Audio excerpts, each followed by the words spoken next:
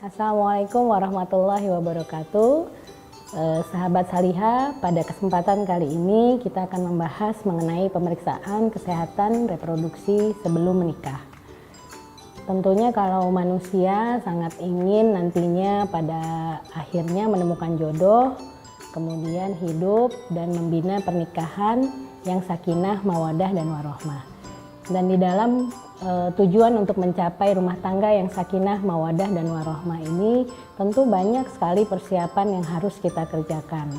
Dan itu mencakup baik aspek mental, kemudian fisik, dan juga tentu psikis. Pada kesempatan kali ini kita akan membahas mengenai aspek kesehatan dan aspek fisik pada persiapan sebelum nikah. Sebenarnya untuk persiapan sebelum nikah ini bukan hanya dilakukan 3 bulan atau setahun sebelum nikah, tapi dimulai lebih awal. Bahkan dari sejak seseorang remaja mencapai titik balik, maka pada saat itulah sebenarnya persiapan untuk menikah sudah dilakukan. Jadi pada persiapan kali ini kita bisa lihat banyak masalah sebenarnya yang timbul pada rumah tangga. Rumah tangga itu bersumber pada gangguan kesehatan dan gangguan fisik pada saat sebelum menikah. Jadi mungkin dalam satu kasus kita bisa mendapatkan bahwa ada satu pasangan yang mungkin sudah menikah selama 6 tahun, bahkan sudah mempunyai keturunan, ternyata salah satunya baru mengetahui kalau suaminya menderita HIV. Dan tentu untuk yang perempuannya ini jadi satu catatan khusus, satu kekhawatiran yang sangat berat bahwa apakah ada kemungkinan dia tertular atau tidak. Pada kesempatan kali ini kita bisa melihat bahwa tentunya hal-hal yang seperti ini bisa kita kurangi dengan melakukan pemeriksaan kesehatan sebelum menikah. Dan tentu ini bukanlah hal yang tabu, justru ini adalah suatu hal yang sangat dianjurkan sesuai dengan tujuan menikah untuk mendapatkan keturunan yang baik dan tentu nanti bisa menjadi orang yang soleh dan solehah. Lalu apa saja yang harus kita persiapkan dalam aspek fisik dan kesehatan sebelum menikah? Tentu ini mencakup dua pihak, tidak bisa hanya salah satu, baik laki-laki maupun perempuan. Untuk laki-laki dan perempuan, yang pertama harus kita cari adalah mengenai riwayat keluarga. Apakah ada penyakit-penyakit khusus di keluarga, baik pria maupun wanita, baik mempelai laki-laki maupun calon mempelai wanita. Jika ditanyakan siapa yang harus memeriksakan kesehatan sebelum menikah, ya tentu jawabannya wajib dua-duanya, baik pria maupun wanita. Karena dalam satu pernikahan ada dua pihak, laki-laki dan perempuan, dan tentu tidak bisa saling menyalahkan nanti di kemudian harinya. Lalu bagaimana jika salah satu pihak tidak menginginkan dirinya diperiksa kesehatannya sebelum menikah? Tentu ini harus dikembalikan kepada tujuan dia menikah apa. Tentunya kita ingin mendapatkan ayah, ibu, dan anak yang nantinya sehat semua. Sehingga ini menjadi kewajiban bersama laki-laki dan perempuan. Jadi tidak bisa hanya salah satu. Dan lebih baik kalau dua-duanya memeriksakan bersamaan waktunya dan bersamaan persiapannya.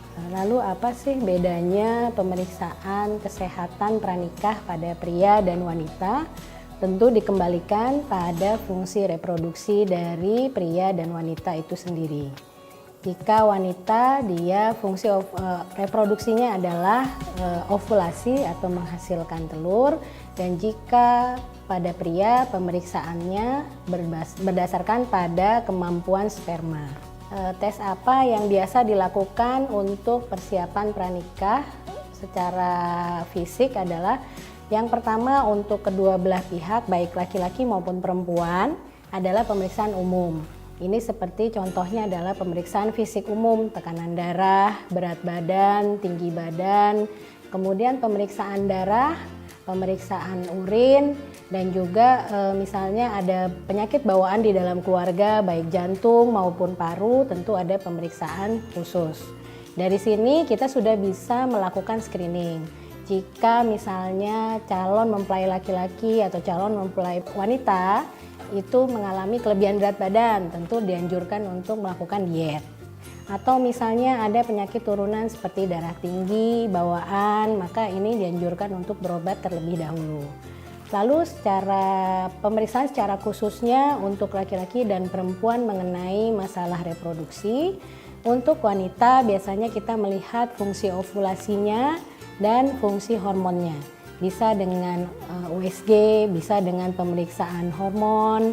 Kemudian untuk pria biasanya kita melakukan analisis sperma untuk melihat bagaimana kualitas, jumlah, fungsi dari sperma tersebut. Apa sih yang paling sering ditemukan kelainan-kelainan? Memang secara statistik yang paling sering pada wanita adalah anemia.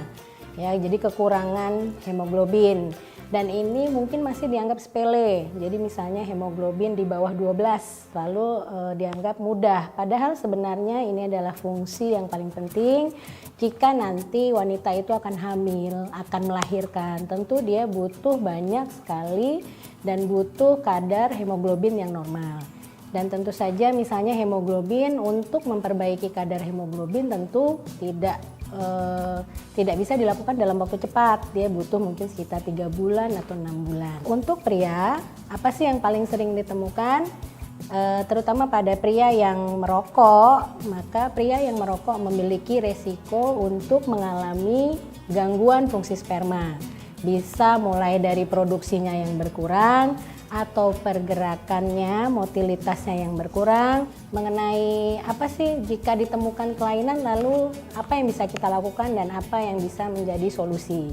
Itu kenapa pada pemeriksaan kesehatan reproduksi sebelum menikah dianjurkan dilakukan jauh sebelum dari tanggal pernikahan.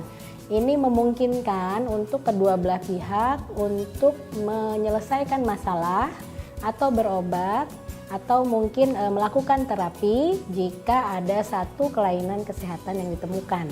Apakah kita bisa menilai kesuburan dari kedua orang? Tentu kita harus kembali dulu ke definisi. Ada satu pemahaman yang berbeda antara mandul dan kesuburan. Kalau istilah mandul didefinisikan bahwa masing-masing pihak, baik laki-laki maupun perempuan, itu tidak mampu melakukan fungsi reproduksinya untuk memiliki keturunan. Jadi misalnya pada wanita, contohnya dia mengalami ketidakmampuan untuk mengeluarkan sel telur. Misalnya ovariumnya tidak tumbuh atau ovariumnya ada kelainan. Lalu untuk pria, mandul itu kita definisikan di mana pria tidak memiliki sperma. Kemungkinannya banyak, bisa jadi tidak diproduksi, bisa jadi karena suatu cacat, bisa jadi karena kecelakaan yang berat sehingga tidak memungkinkan seorang pria memiliki spermanya. Lalu kalau infertilitas atau kesuburan, ini adalah sebenarnya faktor yang dihitung dari dua pihak, baik laki-laki maupun perempuan. Bisa jadi dua-duanya adalah sehat. Jadi secara fisik mereka sehat, secara reproduksi baik. Namun ada faktor misalnya tinggal berjauhan, maka ini bisa menjadi penyebab kurang subur. Tapi ada juga misalnya masing-masing memiliki gangguan, tetapi karena mereka memiliki faktor-faktor yang lain itu dikendalikan, dalam arti tidak ada infeksi, mereka tidak ada stres, kemudian mereka memiliki frekuensi berhubungan seksual yang normal, sehingga ini juga bisa menambah kesuburan. Sahabat Salihah, dari uraian yang tadi sudah kita dengarkan bersama, tentu bisa dapat kita ambil kesimpulan bahwa pemeriksaan kesehatan pranikah adalah suatu hal yang sangat penting dan tidak bisa diabaikan baik pihak laki-laki maupun pihak perempuan. Kemudian yang berikutnya adalah waktu yang tepat untuk melakukan pemeriksaan pranikah tentu tidak terburu-buru. Semakin baik persiapannya, semakin jauh dikerjakannya, maka jika ada masalah kita akan dapat mencari solusinya lebih baik lagi. Lalu jika salah satu pihak mengalami kelainan atau salah satu pihak mengalami penyakit, tentu ini akan menjadi satu persiapan yang lebih baik. Artinya pasangan tersebut akan memasuki rumah tangga dengan lebih siap. Jika misal contoh ada satu pernikahan di mana kedua-duanya memiliki bakat genetik yang akan diturunkan kepada anaknya. Misalnya contohnya hemofili, Tentu dengan mengetahui pemeriksaan ini lebih awal, mengetahui kondisi kesehatan lebih baik, maka pasangan tersebut akan lebih siap dengan kondisi yang akan dihadapinya kemudian hari. Sehingga di sini tidak ada lagi harusnya kata tabu, justru pemeriksaan kesehatan sebelum nikah adalah suatu hal yang sangat dianjurkan untuk mendapatkan pernikahan yang sakinah, mawaddah, warohmah, dan berkualitas.